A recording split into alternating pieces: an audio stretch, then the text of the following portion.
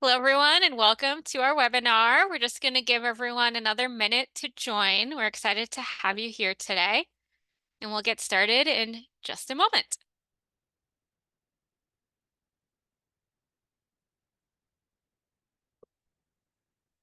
For those of you that are just trickling in, we're giving everyone a minute to join. We'll begin momentarily.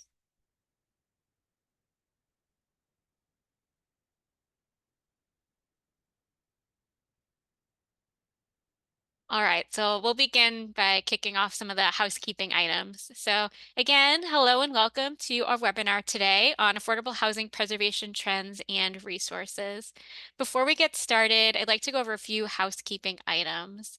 All of the slides that are shared today will be resent to anyone that's registered to attend within a week of the webinar. And if you have any questions during today's session, you can enter them at any time during the chat.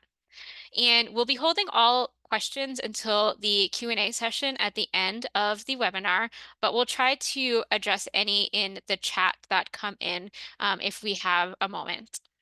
And I'm Kelly McElwain. I'm the Manager of Research and Industry Intelligence with the Public and Affordable Housing Research Corporation, which is a member of the HAI Group family of companies. We're a nonprofit that aims to deliver research and data that builds the evidence-based case for why affordable housing matters. And I'm joined today by Kate Asp, who's a research analyst on our team, and Raquel Haradi, who is a research analyst with the National Low Income Housing Coalition. And together, our teams collaborate to provide research and resources to support affordable housing preservation through the National Housing Preservation Database. And today, we're really excited to share findings from our newest Picture of Preservation report, as well as resources available to support your preservation efforts and advocacy. So today, Raquel is going to kick us off with an overview of what preservation is, why it should be included in any affordable housing strategy, and the risks that can hamper preservation efforts. And then I'm going to introduce some of the key findings from our Picture of Preservation report. And then Raquel's going to share some federal policy solutions to support preservation efforts. And then Kate will highlight some of the resources available through the National Housing Preservation Database to kickstart these preservation and advocacy efforts in your community. We built a really great dashboard accompanying the report, which we're excited to share with you all today.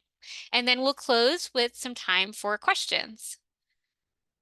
So with that, I'm going to pass it off to Raquel to frame today's discussion and give us an overview about what we mean by affordable housing preservation, the impact that preservation has on families, and what preservation risks we should be aware of. Thank you, Kelly. As Kelly said, I'm Raquel Haradi, research analyst at the National Low Income Housing Coalition, and I'm going to start by providing some quick background information on preservation and preservation risk before we dive into the findings of the report. And so some of you may be wondering what is preservation, while others of you are very familiar. And so to make sure everyone is on the same page, we want to start by defining preservation as the act of investing in the existing affordable housing stock in order to promote long-term affordability, maintenance upkeep, and financial viability. The federally assisted rental homes require sustained and renewed funding commitments to ensure their future affordability, which is essential as buildings age and existing rent and tenant eligibility requirements expire or come up for renewal. Next slide, please. And so you might be wondering, why is preservation important? Preservation is essential for any realistic approach to protecting the lowest income renters and expanding the supply of affordable housing while protecting the public's existing financial investment in these homes. The United States faces an approximate shortage of 7.3 million rental homes that are affordable and available to renters with the lowest incomes. So any additional losses from the lack of preservation will undermine efforts to expand the affordable housing supply. Next slide, please. Oh, sorry, Kelly, could you go back one? Thank you. I got ahead of myself. Additionally, it's important to note that failing to preserve affordable homes can lead to higher rents, a loss of habitability, and potential displacement for tenants currently living in affordable housing. Furthermore, preservation is also a strategic financial consideration. Multiple research studies have shown that preservation is more cost effective than new construction. So, with some studies finding preservation between 25 and 50% less costly per unit than new construction units. Next slide. Preservation, however, is not without its challenges. Preservation efforts encounter three key types of preservation risks that threaten long-term affordability and quality. Those risks are exit risk, depreciation risk, and appropriations risk. These risks can be interconnected and show up differently across federal subsidy programs. And as some of you may know, federal housing subsidies typically include program requirements pertaining to tenant eligibility and the affordability of rents. So exit risk results from those affordability and eligibility requirements that can expire or policies that enable property owners to exit these restrictions early. Depreciation risk is the likelihood that the financial stability and physical condition of federally assisted housing will deteriorate over time. Without continued public investment, federally assisted housing can become physically outdated or even fall into disrepair, posing a threat to habitability for current tenants. And lastly, the need for ongoing subsidies means the existing federal housing stock is largely dependent upon funding from Congress. The funding appropriated by Congress must not only be maintained, but needs to increase annually to keep pace with inflation. Appropriations risk refers to the risk that Congress will not provide adequate funding to preserve the existing federal assisted housing stock. And so with these risks in mind, I'll pass it back over to Kelly, who will dive into the major findings of our report and how they relate to these preservation challenges. Thanks for that great introduction as to why we're all here today. So to quantify these risks, we began releasing our Picture of Preservation report. And this report aims to describe characteristics of the affordable housing stock, quantify the extent that these preservation risks could hamper preservation efforts, and highlight federal policies that can support preservation efforts. Park and the National Low-Income Housing Coalition release this report every couple years, and it features data from the National Housing Preservation Database. You can access the current and past vintages of the report on our website, which is linked to here. And in addition to these perennial stats, we also feature special topic areas. Our 2020 report included a discussion of roles supporting preservation efforts that communities could play, and our 2021 report included an in-depth analysis of properties that lost their affordability restrictions in the prior year. And as many of you know, federally assisted homes play a crucial role in the social safety net by making housing affordable to the lowest income families. And we found that 5 million affordable rental homes are supported by federal project-based housing programs. And overall, these homes represent 1 in 10 homes across the US rental market. Federally assisted homes included in this report range from all the programs featured on this slide.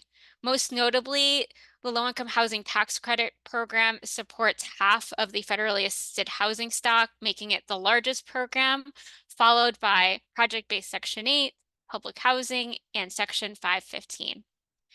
However, since some subsidies only provide a portion of the funding to either build or maintain and operate affordable homes, 41% of federally assisted homes rely on funding from multiple programs to make the cost of construction and operation pencil out. So many of these programs work in tandem with one another to build affordable housing. And these homes are owned and operated by a range of either public housing authorities, nonprofits, and or for-profit organizations. And as you can see here, for-profit owners organizations continue to take up a larger ownership role in federally assisted homes. Since the 60s and 70s, the government began moving away from public ownership of affordable housing and started offering subsidies to incentivize private developers to build and operate affordable homes. And these developers and organizations range from both for-profit and nonprofit organizations. And as of 2023, for-profit organizations own more than half or 51% of all federally assisted homes. Meanwhile, nonprofit organizations and housing authorities own 34% of federally assisted homes, while 6% have multiple ownership types. And the remaining are missing information for ownership type. And we also find that most federally assisted homes across the US are more than 35 years old. And this suggests that many of these properties may need to be reinvested in to modernize their building systems as they may have exceeded the end of their useful life, particularly the even older properties. However, building age can vary by region. And we find that federally assisted homes in the Northeast tend to be the oldest, while homes in the West tend to be the youngest, as demonstrated by this map. And as Raquel mentioned, there are three main types of preservation risks that could increase the likelihood that federally assisted homes are lost from the affordable housing portfolio. And the first risk that we examine in our report is exit risk, which, as a reminder, can result in the loss of affordability due to the expiration or early termination of affordability restrictions. And we find that affordability restrictions are set to expire for 347,000 federally assisted homes in the next 5 years, or by the end of 2028. And this represents 7% of the federally assisted housing stock. And most of these homes are assisted by the Low-Income Housing Tax Credit Program and project-based Section 8. And over the years, we've found that the Low-Income Housing Tax Credit Program makes up a growing share of the homes facing potential um, exit risk, as many of the earliest properties funded by this program are reaching maturity in their affordability restrictions. And a quick note about these estimates, however, is that some of these homes may be subject to additional restrictions that could be imposed by either state-funded subsidies or the low-income housing tax credit program. Owners of some tax credits may have agreed to longer affordability restrictions in exchange for receiving a greater likelihood of receiving a tax credit allocations. And in many cases, these affordability restrictions may not be reflected in the NHPD and thus are estimates featured in this report. So I just wanted to give that little caveat there. I'm happy to talk more about the data featured in this report in the Q&A. And while many of these properties that are reaching the end of their affordability restrictions will renew their assistance or seek new funding to remain affordable, past research has found that properties, particularly in stronger housing markets that are owned by profit-minded owners, could be at greater risk of converting to market rate. Other factors that we feature in the report that could increase the likelihood of exiting the federally assisted housing stock include mortgage prepayment, property size, whether there's additional affordability requirements imposed by states or localities, whether a subsidy is renewable, and the price appreciation in the local housing market. This isn't something that we studied explicitly in our report, but we've cited research where others have examined this. And we also looked at the property and neighborhood characteristics of homes that were reaching the end of their affordability restrictions. And we compared them to some of our earlier vintages of the picture preservation report. And since our first picture preservation report in 2020, we find that more homes with upcoming expiring affordability restrictions have property characteristics that could increase their likelihood of exiting the affordable housing stock. Overall, 72% of federally assisted homes with affordability restrictions expiring in the next 5 years were assisted by non-renewable subsidies, which is up from 49% in our 2020 picture preservation report, or that first one that we released. And owners of these properties may need to compete for additional funding and subsidy allocations to invest in their long-term maintenance and operation, which can add an additional roadblock into the preservation efforts. Additionally, we also find that more federally assisted homes facing potential exit risk are owned by for-profit organizations compared to our first report. 60% of federally assisted homes expiring in the next 5 years are owned by for-profit organizations, which is up from 53% in 2019. So some homes can also exit their affordability restrictions early if their property owner is eligible to opt out or prepay their mortgage. A big example of this is through the low-income housing tax credit program, where owners of these properties may be eligible to exit their affordability restrictions early through the qualified contract process. And unless this right is banned or waived upon the receipt of tax credits, property owners for tax credits can submit what's called a qualified contract to their state housing finance agency after only being in service for 14 years.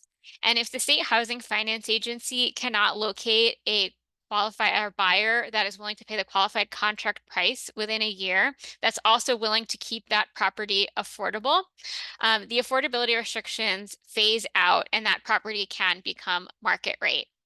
And many housing finance agencies are now requiring or incentivizing owners of tax credit properties to waive their rights to a qualified contract. This practice was less common earlier in the program's history, however. And we estimate that 155,000 tax credit assisted homes lost their affordability after 15 years, suggesting that they could have been lost through the qualified contract process.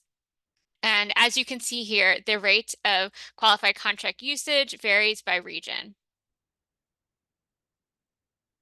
Another preservation risk that we examined in our report was depreciation risk. And as a reminder, depreciation risk stems from the declining physical or financial conditions of properties that can reduce their habitability or operational feasibility over time. And depreciation risk is a significant risk factor for public housing properties specifically. And this is because they have been subject to chronic congressional disinvestment. And we find that across the country, 267,000 public housing homes were at a property that failed their latest REACT score. And this suggests that these properties may require investment to address some of the concerns identified during those inspections. We also find that the share of public housing homes failing their latest REACT score has increased from our earliest reports, rising from 15% to 30% this year. Um, and depreciation risk is a less prevalent factor for homes assisted by HUD-assisted multifamily programs, which we only find that 4% of these homes have failed their latest REACT score, which has remained stable from the earliest report that I had mentioned. However, our understanding of depreciation risk threatening the long-term affordability of federally assisted homes is rather incomplete. And this is because physical inspection scores, again, they do not assess the financial stability of properties, which can foreshadow declining physical conditions. Additionally, inspections are notably not publicly available for properties assisted by other project-based housing programs, most notably the low-income housing tax credit program. And overall, when we look at both exit and depreciation risk together, we find that these have both risen since 2019. And as of 2023, 14% of federally assisted homes face their known exit or depreciation risk compared to 10% in 2019. We find that exit risk is likely rising due to an increasing number of homes that are facing the expiration of their affordability restriction as the tax credit program properties begin to reach the maturity of those restrictions, while depreciation risk may be increasing due to the conditions of public housing property stemming from that long-term disinvestment, which really highlights the importance of ensuring that resources are made available to preserve these properties. And the final preservation risk that our report examined was appropriations risk. And again, this can result in the loss of affordable housing due to funding that does not keep pace with need or inflation. Sufficient annual appropriations are really essential for mitigating both exit and depreciation risk of federally assisted homes. And many of these risks are interrelated with one another, as you can see. And many key HUD project-based housing programs have faced significant challenges due to limitations imposed by the Budget Control Act of 2011. As you can see here, funding cuts for key HUD project-based housing programs has yet to be made up for after adjusting for inflation, despite some increases in appropriations beginning in fiscal year 2021. And since fiscal year 2010, cumulative appropriations for these key programs are $21.3 billion less than appropriations would be had they remained at those 2010 levels, adjusting only for inflation. This really demonstrates, additionally, also that further increases to appropriations beyond the rate of inflation are also needed to appropriately fund federally assisted homes as well. So this is really the floor of what may be needed to keep up with preservation risks. Our report also uses the National Housing Preservation Database to compare changes in the affordable housing stock over time. And we estimate that 104,000 federally assisted homes were added to the federally assisted rental housing stock in recent years, while 72,000 were lost. And as a result, this resulted in a net gain of only about 33,000 new affordable homes during this period. And this demonstrates that continued operating and capital support is crucial to maintaining the affordability and physical condition of these homes. And however, despite significant preservation challenges, our report also finds that approximately 100,000 federally assisted homes were preserved in recent years using federal resources. These homes could have been in properties that received a new grant, low interest loan, or tax credit to fund some of the repairs necessary needed to modernize critical building systems and ensure that they can continue operating sustainably. Our report also examined preservation trends in the low-income housing tax credit program, which again is the primary vehicle for both building new affordable housing as well as preserving existing affordable housing. And we found that the low-income housing tax credit program preserved an average of 34,000 federally assisted homes per year between 2010 and 2020. And this represents 39% of tax credit assisted homes funded nationally during this period. And the number and share of homes that were preserved using the low-income housing tax credit program varies over time. And as you can see in this chart, preservation using the low-income housing tax credit program peaked in 2011, and during this time it recapitalized 50,000 federally assisted homes and was leveraging 44% of tax credits during this time. And ultimately, affordable housing plans must balance new construction and preservation to reduce the growing shortage of homes that are affordable and available to lowest income families.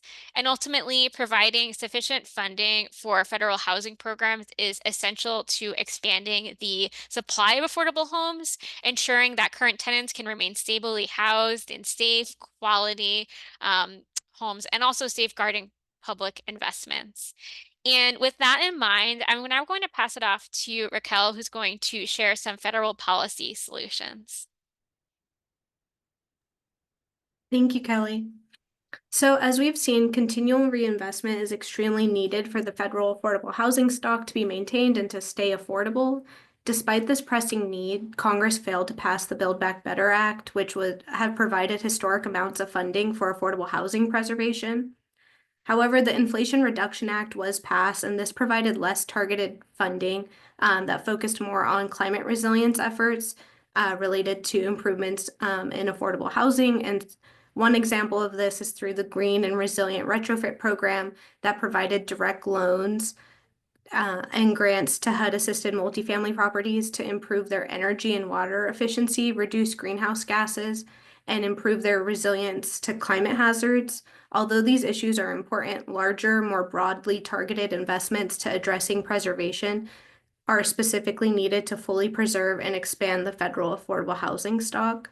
Next slide, please.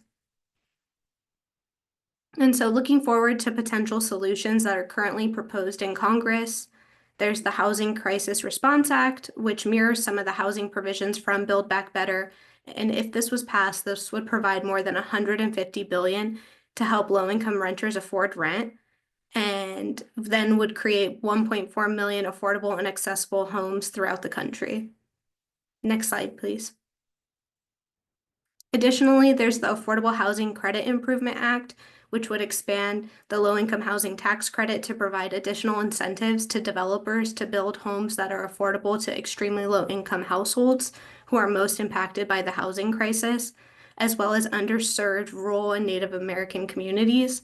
These improvements to the LIHTC program are a necessary step towards addressing our nation's affordable housing crisis, but however, any expansion of the LIHTC program should be accompanied by key reforms that will ensure that these homes remain affordable in the long term.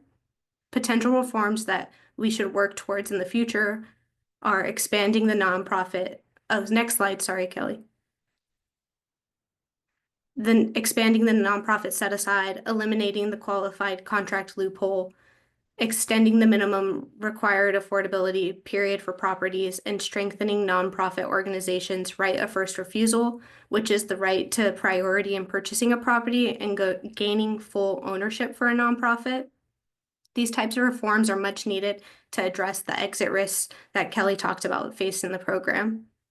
And overall, we concluded that to ensure the long-term affordability and habitability of federally assisted homes, we'll need a dual approach of increased funding and significant program reforms, because only then it will be possible to address the national shortage of affordable housing that is facing the lowest income renters throughout the country.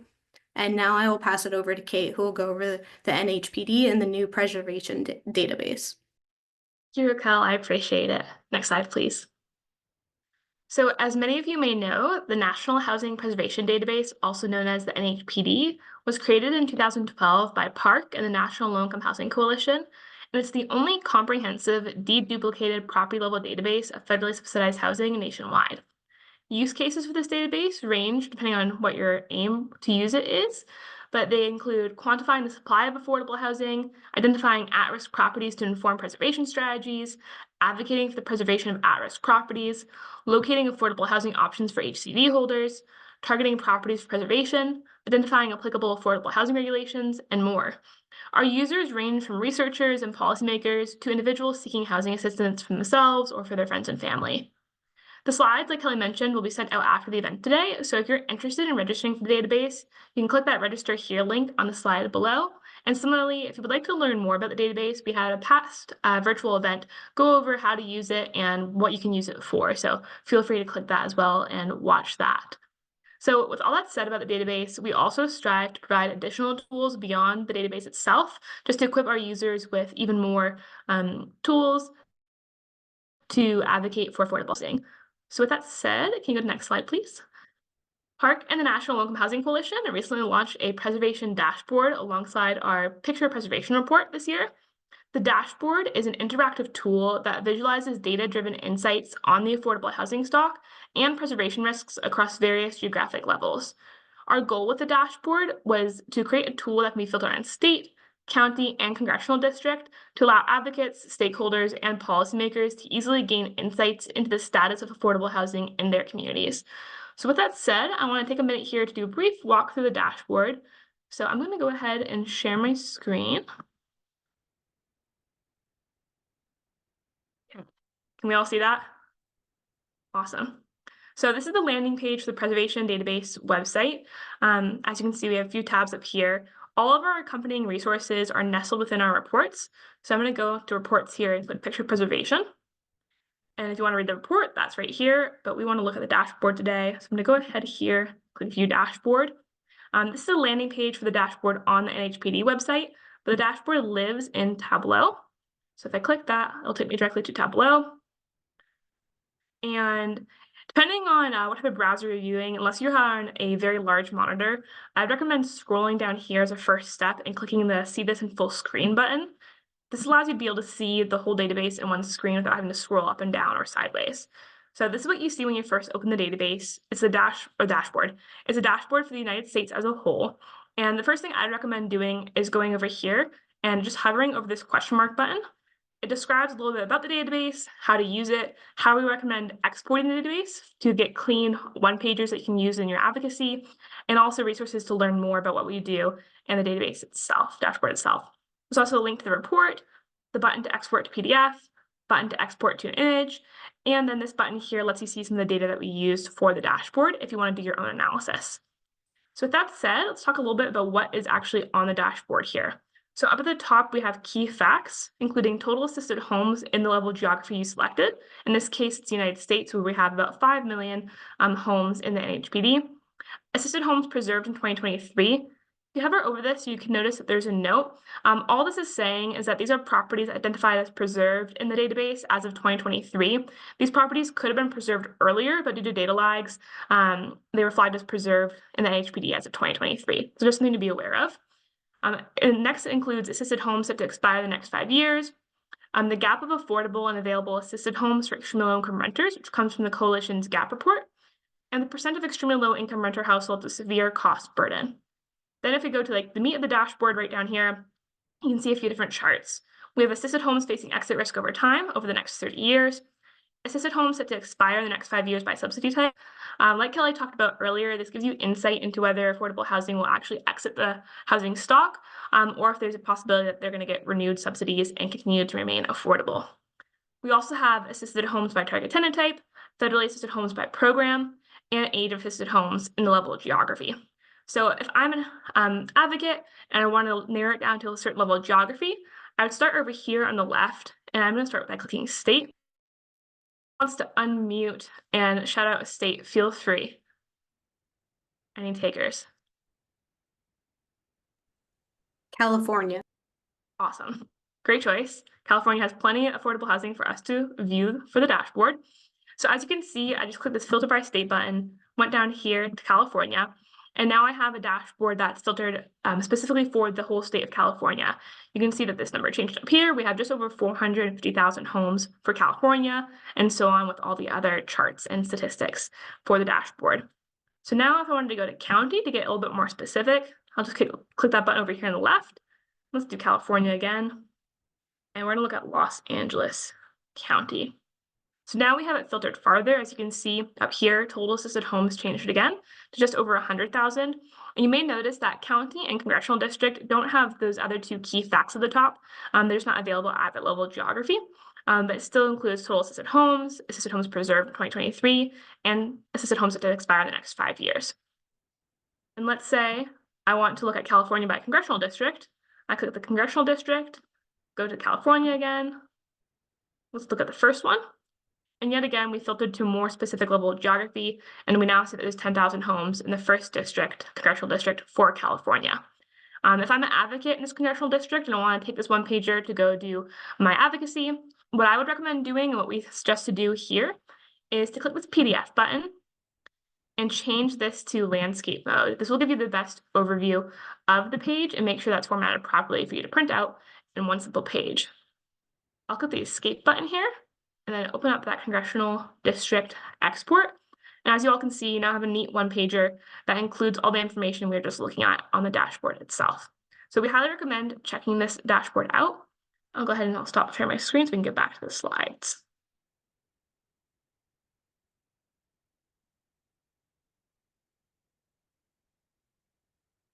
And if you guys are interested in seeing any additional statistics or information not currently included in the dashboard, please feel free to reach out to any of us with suggestions for future iterations of the dashboard. This is our first time creating a dashboard like this, and it's really our first iteration, so we're completely open to feedback, and we would love to hear what you guys think about it, and also what we could do to improve it in the future. Next slide, please. So in addition to our new dashboard, we have other resources as well. If you're looking for quick but rich information, the Affordable Housing Toolkits can help you do many different things, including assess your local affordability stock. This looks like how many units you have in your area, how many are expiring in the next 5 years, by year, the risk these properties face, preservation trends, and more. Also, you can recruit partners to support affordable housing by having a tool that comprehensively highlights your affordable housing stock and the risk it faces. You can help partners better understand the needs in your area and motivate them to kind of join your team and partner with you. Can also help encourage property owners with expiring rent restrictions to retain affordability commitments by showing them how serious the problem of affordable housing is and how important the community. Invest in preserving high quality affordable housing by understanding where funds need to go, and adopt policies that promote long-term affordability. This is another great resource to bring to your senators and state partners to show community needs. It's just a longer format, so it's not really a neat one-pager, but it includes a lot of additional information that I would recommend checking out. Next slide, please. So alongside the National Low-Income Housing Coalition, Park maintains the National Housing Preservation Database. And in addition to the database, we create additional user tools, like I've mentioned. And the mapping tool is just one of these tools. It's a great resource to help you visualize not only the federally supported housing stock in your area, but also what funding stream each property is assisted by. In addition to understanding where affordable housing is in your community, this map can also help you identify new affordable properties and locate properties that are at risk of loss, aging, and preservation. So while the dashboard provides an overview of key stats, our mapping tool can help you find specific properties. So I'm going to go ahead and share my screen for this as well. We're just going to walk through a quick example with the mapping tool.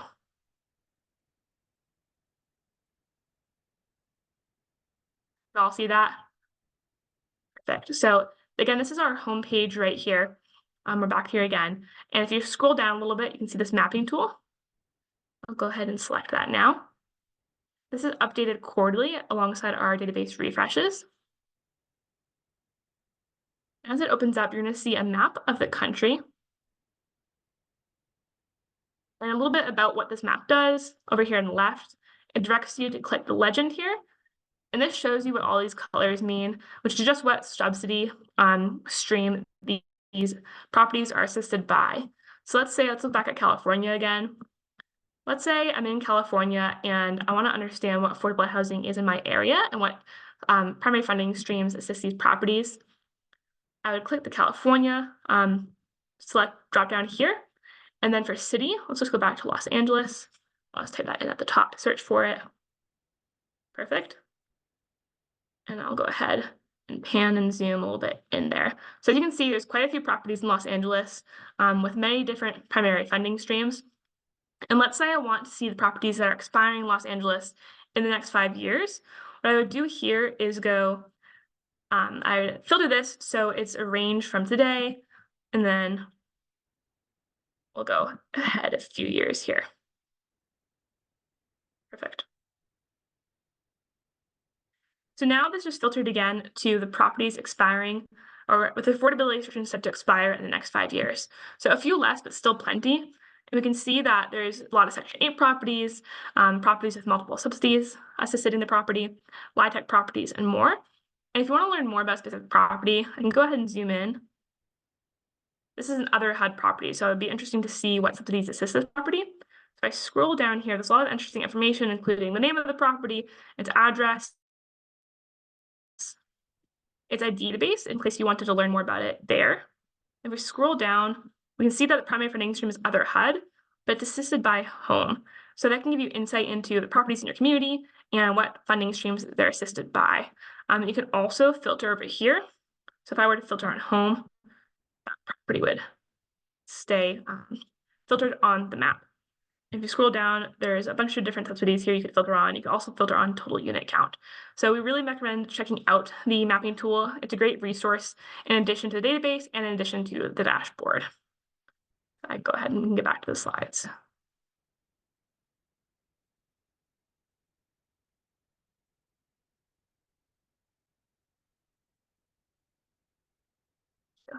So beyond the database and our additional tools, we also collaborate with the coalition and we do a lot of research. So some of the reports we've done recently, last year we released the Natural Hazards and Federally Assisted Housing Report.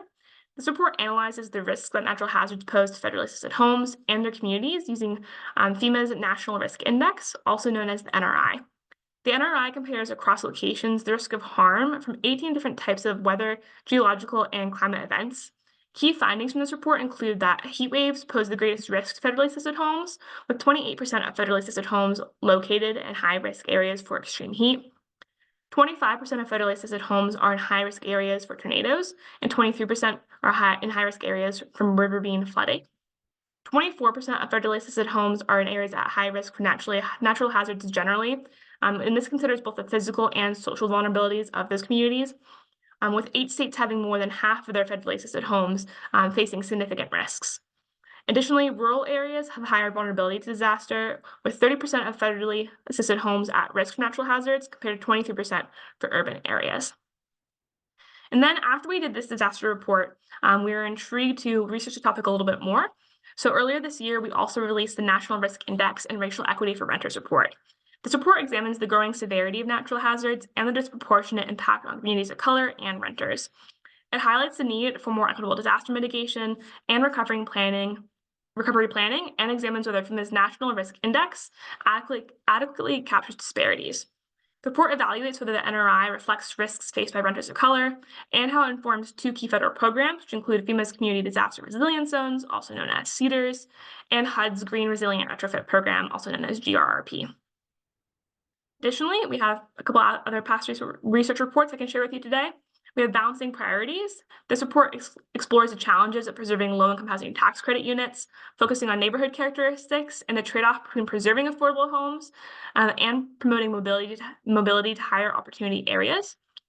And then also, for the last report I'd like to showcase, we also have the Improving Low-Income Tax Credit Data for Preservation. This report examines the need for better data on low-income housing tax credit properties until restrictions begin to expire. Specifically, the report evaluates how housing finance agencies at the state and local levels collect, maintain, and report this data to HUD and the public, highlighting key challenges, catalysts, and resources needed to improve data collection and accessibility. So that's just a little bit about what the NHPD has to offer and what we've put out there to help advocates and stakeholders. With that, pass it back off to Kelly to lead the Q&A. Thanks, Kate. We hope that the research and tools that we discussed today provide you with insight to preserve affordable homes in your community. And we're now going to open it up to questions. And as a reminder, you can still submit questions through the question and answer pane here. I see we have one question already. And it is, how does your ownership analysis of affordable housing, for-profit versus nonprofit, treat properties held in single-purpose ownership entities like a limited partnership for the purpose of creating a tax credit partnership? And our limited partnerships with nonprofits, a general partner and private investor as the limited partner counts as being privately owned. So in our research, we use the ownership type that is reported by HUD and USDA affiliated to the given property. And for the low-income housing tax credit program specifically, there is a flag in the data that we use that specifies which properties have a nonprofit sponsor. So in the case of tax credit properties, we assume properties that have a nonprofit sponsor to be owned by a nonprofit or owned or affiliated by a nonprofit. And then those that do not have a nonprofit sponsor explicitly as for-profit.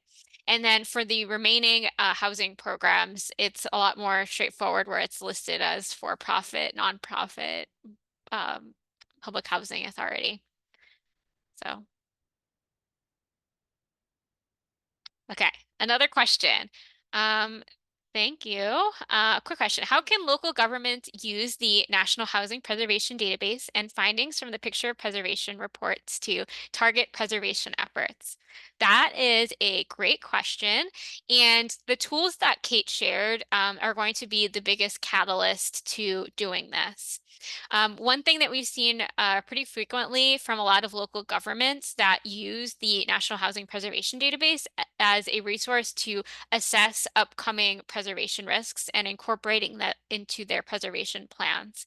Many states and cities look at which properties have upcoming expirations in conjunction with property risk factors as well as local priorities to inform their policy, priorities, and resource planning.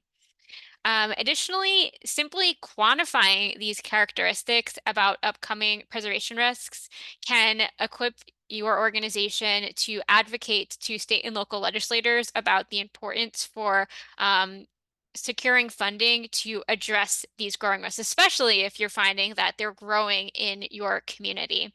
This has been a really effective tool for appropriating new funds in a couple of states that we've seen, and it's also been helpful for enacting some of those right of first refusal policies that Raquel mentioned. And additionally, locating a list of properties to target funding towards and outreach to can be another effective strategy. Some organizations facilitate a preservation network. An example of this is one in Colorado, where a group of stakeholders will come together, look at a list of properties that could face potential preservation risks, and doing specific outreach so that those owners are aware of the options that they have to continue to maintain their properties affordable, different funding programs, and then even to potentially use that to help allocate scarce resources. And if anyone's interested in learning more about how the NHPD can support those efforts, feel free to connect with any of us after the webinar. I'd be happy to talk more about those efforts. Another question is, what is the quality and completeness of the project-based voucher data? That is a good question, and it's something that was included as a footnote in the chart that I mentioned. And the report features information for properties where we have basically property level data. So there are certain programs that are not featured in this report that certainly qualify as affordable housing.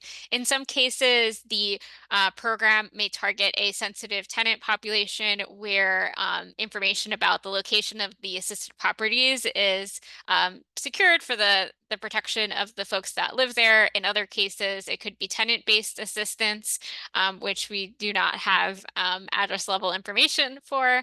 And in the case of other programs, the data might not be widely available at the property level. And this is an instance that applies to project-based vouchers. The project-based voucher data in the NHPD is as of the end of 2019. So this is a little bit on the older side. And at that time, it is only reflective of about 2/3 of the project-based vouchers that were in service at that time. And this is due to data censoring.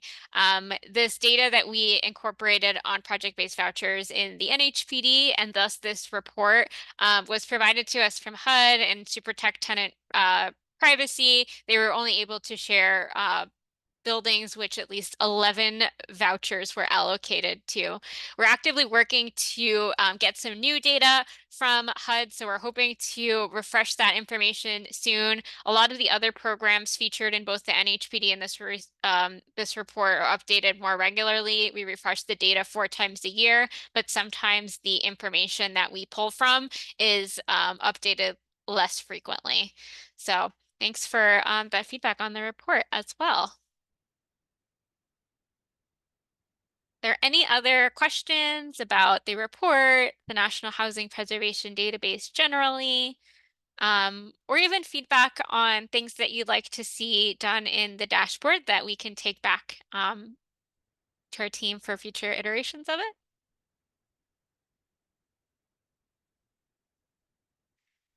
Another question, what are some of the limitations using the National Housing Preservation Database to support preservation efforts, and how has Park and the National Low Income Housing Coalition expanded data coverage in the NHPD?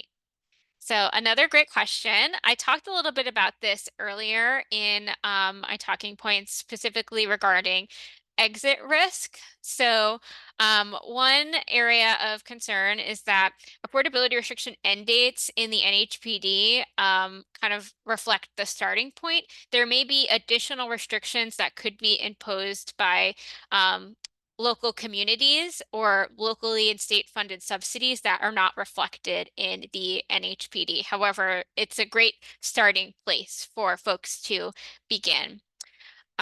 Additionally, some state and local subsidies may not be available in some cases, and the owner names of properties in the National Housing Preservation Database are often limited to the limited partner name for particularly for those tax credit properties. And this can hamper outreach if you're looking to do direct property engagement. We also don't know what happens to properties once they opt out of their affordability restrictions or their affordability restrictions expire. It takes some time for us to figure out not only which properties have been preserved, but once their affordability restrictions lapse, then they're not renewed. We don't know if those properties were repositioned to market rate, if they were lost due to unhabitability. This is an area for future research that we highlighted in our report. We are leading a number of efforts to improve the data coverage in the National Housing Preservation Database, though, to address some of these challenges. We've done extensive outreach to housing finance agencies and states to collect information on state-funded subsidies and state-imposed affordability restrictions, specifically for the low-income housing tax credit program. And this is an effort that we'll be resuming next year to continue revamping. A list of all the states where we have state-funded subsidies is on our data sources page, which is under the documentation section of our website. So I encourage you to check that out. We're also looking to expand coverage for additional federally funded housing programs where data is available. Early next year, we'll be adding data for properties assisted by the National Housing Trust Fund in the Indian Housing Block Grant, so be on the lookout for that. And we're also always open to corrections from specific users or state agencies about note instances where our data could be improved. So if you notice an inaccuracy, feel free to send those our way. Or if you have a connection to a state or local agency in your community that has data on property level investments in affordable housing generally that you think would be interested to add this to the NHPD, we're always looking for those connections. So feel free to connect with anyone on our team. And additionally, we're also provide guidance to state and local communities to basically equip them to use the NHPD as a starting tool to inform local preservation efforts. So be on the lookout for some of those materials next year. Another question, how do you classify a 202 property that has matured or has been refinanced? So in our definition of properties that have been preserved, we use a broad definition of preservation. Basically, we identify whether that property has received a new low-income housing tax credit allocation, a new grant, a new mortgage that has been basically added to the NHPD. So there can be a data lag with that. Sometimes it takes time for those properties to be to appear in the data that we source from the NHPD and thus our research. We also track changes on individual subsidies over time. So for those Section 8 contracts, many of which can be renewed, when we refresh the data, we update that data information for that program 4 times a year. So we'll look and see if the contract has been renewed, and if so, what that new affordability restriction end date is. For the case of the preservation number, we specifically look at properties that have received significant new capital investment as preservation. So that number doesn't include contract renewals, which could be considered as a form of preservation as that owner is opting in to renew their assistance. But for the case of that estimate, it's the deeper new capital investment. So I'm happy to talk more about that, if there's any interest. Are there any other questions that our team can help with?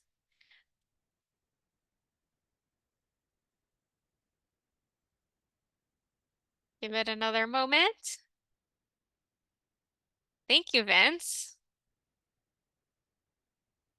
And we really strive to be a resource to you all to equip you with the data and resources to understand the affordable housing stock in your community to support the long-term preservation of these properties. So really happy that both the property level data, mapping tools, and summary reports, as well as the high-level reports which we've presented today, are a resource to you all. And certainly if there's any ideas that you all have for how we can improve upon any of these things, feel free to reach out to us and share those ideas. We'd love to incorporate them. And with that, our contact information is listed here. You can reach out to us anytime if you have questions. And on behalf of the entire team, we thank you for joining today and hope you all have a great day.